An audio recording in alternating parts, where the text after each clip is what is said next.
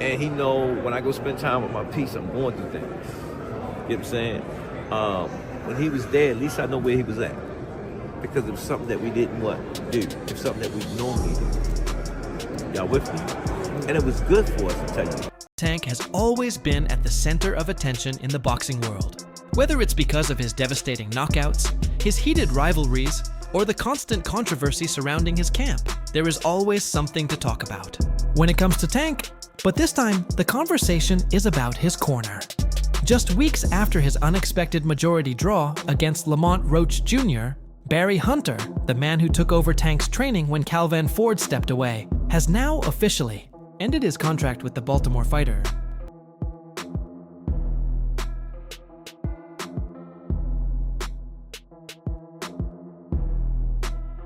The timeline of events leading to this moment is just as important as the outcome itself. Calvin Ford, Tank's longtime trainer, took a break before the Roach fight.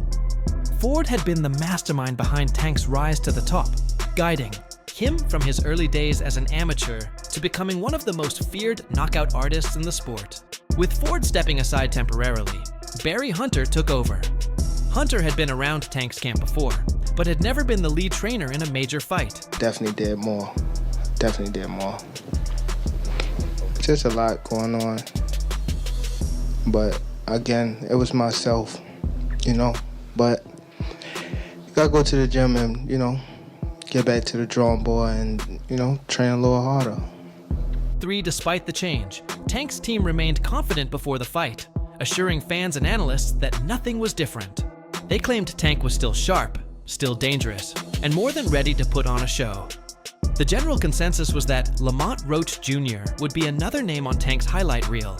Roach, a skilled and tough fighter, was never seen as someone who could truly test Tank's dominance. Scorecards. They said majority draw. They cheated Roach. Roach got robbed, and everybody knows it. Rematch right away. When the bell rang, However, when the fight told a completely different story. From the opening rounds, Roach was not just surviving, he was thriving. He was landing clean shots, keeping up with Tank's pace, and, most importantly, refusing to be intimidated. Tank, on the other hand, looked hesitant and lacked the explosiveness that had made him such a feared fighter. As the rounds went on, it became clear that this was not the Tank Davis fans were used to seeing.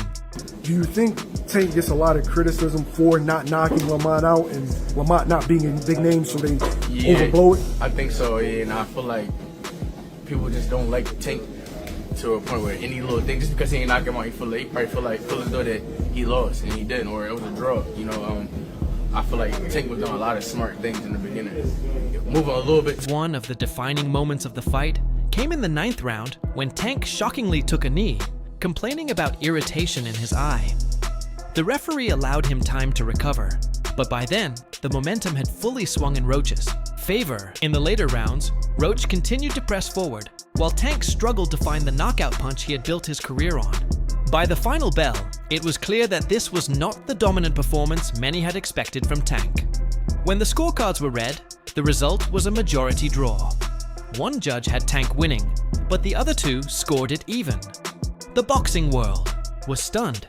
This was supposed to be an easy win, a stay-busy fight, a performance that would set up a bigger showdown later in the year. Instead, Tank had barely escaped with a draw. But enough. Can you describe what the feeling was like in the ring? And was it to get the towel out, to get the burn out of your eyes, or what was going on? I didn't want to get caught.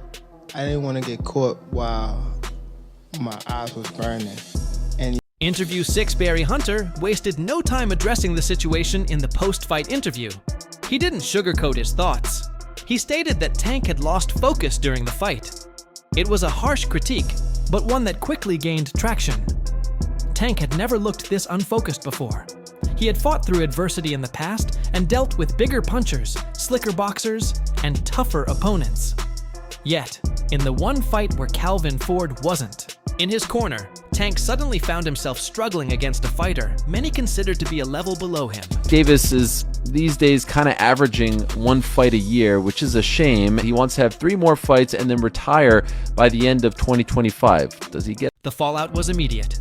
Fans and analysts dissected every moment of the fight, looking for an explanation. Some blamed Tank's training camp, others speculated that he had taken Roach lightly, and many pointed directly at Barry Hunter. The question of whether or not Hunter had prepared Tank properly became the central debate. Now, Barry Hunter has officially cut ties with Tank. While he has not elaborated on the decision beyond his comments on Tank's lack of focus, the implications are clear. The partnership did not work, and Hunter is moving on. With Hunter gone, Tank is now actively looking to reunite with Calvin Ford. Tell us something, bro. Like, what did you think about the decision? I ain't gonna shit on him. Okay. We still gotta see each other. He say he wanna fight me, so we gonna fight. But what do you think about the decision? I told Lamont won. You thought Lamont won. Got you. I'll talk to you later. Sources close to the situation say that Tank has already reached out, eager to get Ford back in his corner for a planned return fight in May. Ford has remained silent on the matter, but given his history with Tank, it's highly likely he will return.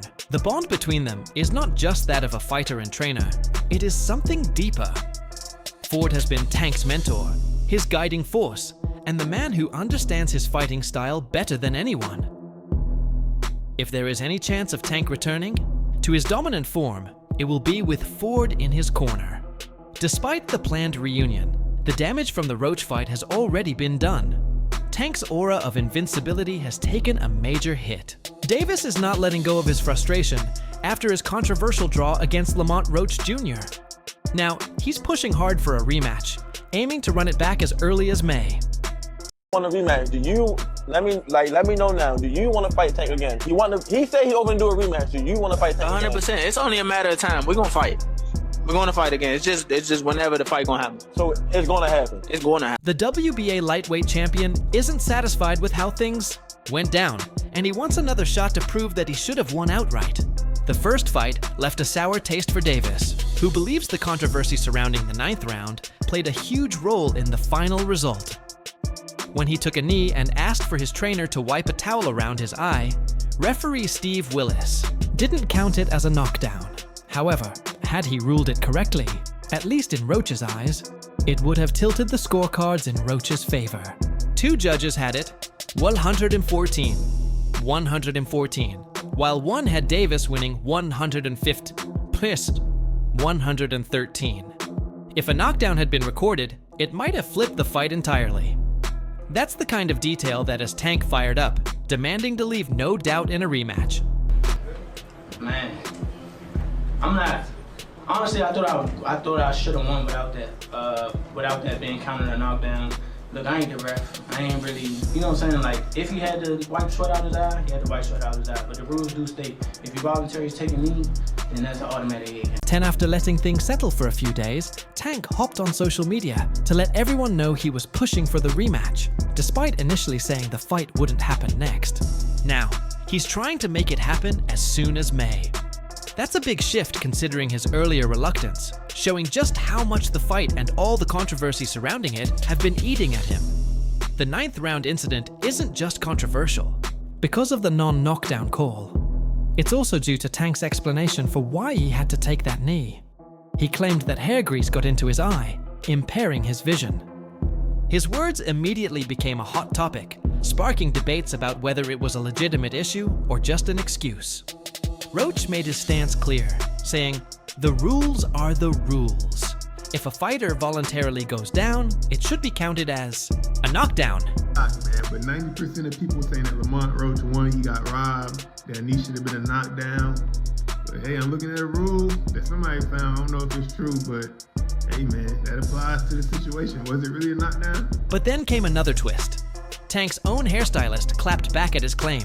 The stylist, who goes by Lee the Brand on Instagram, denied putting any grease in his hair before the fight. She even posted a picture of the exact product she used, pointing out that the label explicitly states, "No grease." To her, Tank's excuse didn't add up. She also brought up the timeline, noting that she braided his hair on Wednesday, and since then, he had gone through media duties, workouts, and weigh-ins before stepping into the ring on Saturday. If grease was a real issue, why hadn't it caused problems earlier?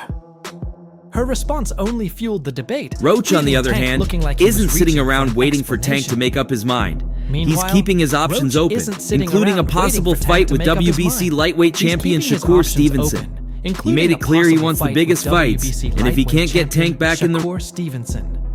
He made it clear he wants the biggest fights, and if he can't get Tank back in the ring, he's more than happy to test himself against Stevenson. The two have already spoken about it, making it a very real possibility. Performance against Roach raised a lot of Tank's questions, sudden push for the and some rematch people even suggests believe he's feeling the heat from the criticism. His performance against Roach raised a lot of questions, with some even believing he got exposed. Roach, who moved up from super featherweight for this fight, Did you think it was a draw? No. I thought Lamont won. Who you thought won? Lamont. You thought Lamont won? By how many rounds? I don't know. if Davis doesn't face Roach again and dominate, people will keep bringing up this draw whenever his name comes up. It's the kind of mark on a fighter's record that lingers, especially for someone like Tank, who prides himself on being an elite finisher. That's why this rematch means so much. It's about more than just settling the score. It's about Tank proving that the first fight was a fluke, that he had an off night, and that he's levels above Roach. But for that to happen, he needs to get back into the right mindset, especially after losing his trainer, Barry Hunter. Hunter, who stepped in when Calvin Ford took a break, walked away from the team after the draw. He bluntly stated that Tank lost focus during the fight, which was a big reason why he couldn't put Roach away. Hunter's exit is a huge shift for Davis, who now finds himself trying to reunite with Ford for the rematch. Clearly in there, man, I thought I won. I thought I did enough to get the victory over a spectacular fighter. I told y'all from the beginning, man, that I got the skills to pay the bills. I've been telling y'all. There's an undeniable irony in all of this. The one time Tank doesn't have Calvin Ford in his corner, he gets taken to the limit by a fighter seen as a tune-up opponent. Roach wasn't expected to challenge Tank the way he did, but without Ford's guidance, Davis looked lost at times. That raises a crucial question. Was Tank's struggle due to Roach being better than expected? Or was it because Ford wasn't there to keep him dialed in? Now, with Tank pushing for the rematch, the focus shifts to whether he can actually make it happen. There are still challenges to clear, including negotiations and timing.